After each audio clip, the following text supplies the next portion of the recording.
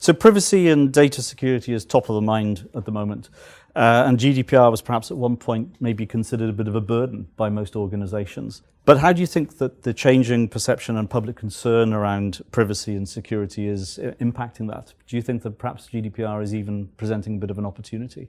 Indeed. I think GDPR is presenting a bit of an opportunity because the way organizations actually collect and manage and dispose of data these days.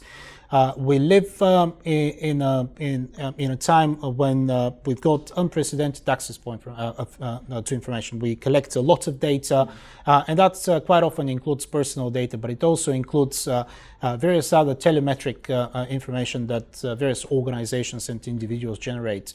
We also aggregate the data, and we're in a position to analyze it as well, and perhaps derive intelligence on the back of that.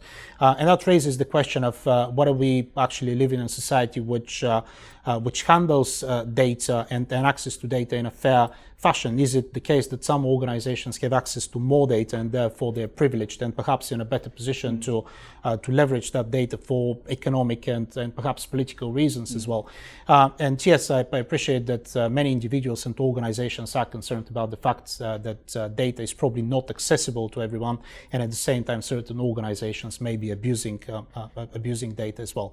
I agree, and perhaps we always need to find the right balance between having data available to organizations for the purposes of analyzing it and deriving intelligence and ultimately achieving good outcomes on the back of using such information, and at the same time abusing data is certainly something that we need to avoid.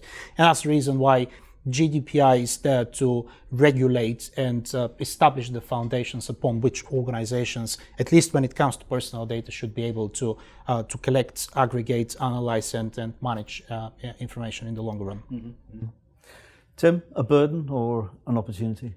I think it represents an opportunity for a lot of different organizations, even organizations that have a well-established and well-developed cybersecurity program.